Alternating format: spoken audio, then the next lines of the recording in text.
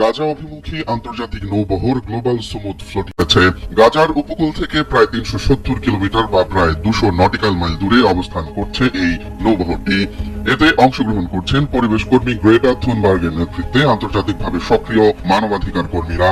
তারা জানিয়েছেন ইসরায়েলের হুমকির কারণে যে কোনো মুহূর্তে নৌবহর বাধার মুখে পড়তে পারে, কারণ ইসরায়েলি সেনারা তাদের নৌ কমান্ডো ইউনিট শায়েতেত 13কে প্রস্তুত অবস্থায় রেখেছে এবং হুমকি দিয়ে বলেছে নৌবহর গাজার জলসীমায় প্রবেশ করা মাত্রই সামরিক অভিযান চালিয়ে জাহাজগুলোকে আটক করা হবে।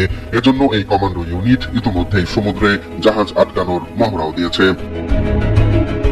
তবে শেষ খবর পাওয়া পর্যন্ত নৌবহরের সব জাহাজে অংশগ্রহণকারীরা অবস্থান করছেন এবং যাত্রা এখনো অব্যাহত রেখেছেন। জাহাজগুলোতে মানবিক সহায়তা বহন করা হচ্ছে। এতে খাবার, চিকিৎসা সামগ্রী এবং অন্যান্য জরুরি সরঞ্জাম রয়েছে বলে জানানো হয়েছে।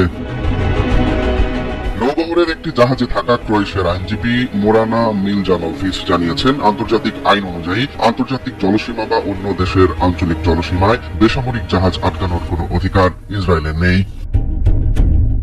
তিনি বলেন, এটি আন্তর্জাতিক প্রচলিত আইনের বিষয়। কোন রাষ্ট্রই সাধারণ আন্তর্জাতিক আইনের ভিত্তিতে বেসামরিক নৌবহরকে চাইলেই আটকাতে পারে না।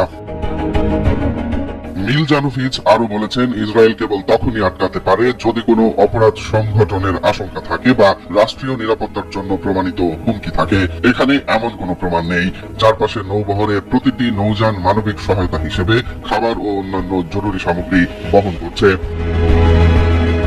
নৌবহরটি গাজার উপকূলে পৌঁছানোর মাধ্যমে মানবিক সাহায্য পৌঁছে দেওয়ার পাশাপাশি আন্তর্জাতিক সম্প্রদায়কে সচেতন করার লক্ষ্য নিয়েও এগোচ্ছে। অংশগ্রহণকারীরা বলছেন, গাজার বর্তমান সংকটের প্রতিবাদ এবং শান্তিপূর্ণ সমাধানের জন্য তারা এই পদক্ষেপ গ্রহণ করেছেন। বিশ্লেষকরা জানিয়েছেন, এই উদ্যোগ বিশ্ব সম্প্রদায়ের নজর কাড়ার পাশাপাশি ইসরায়েলি নীতি এবং মধ্যপ্রাচ্যের বর্তমান পরিস্থিতি নিয়ে আন্তর্জাতিক চাপ বৃদ্ধিতে সহায়ক হতে পারে, কারণ আন্তর্জাতিক মানবাধিকার সংস্থা এবং বিভিন্ন দেশের নৌবাহিনী বিষয়টি সতর্কতার সঙ্গে পর্যবেক্ষণ করছে।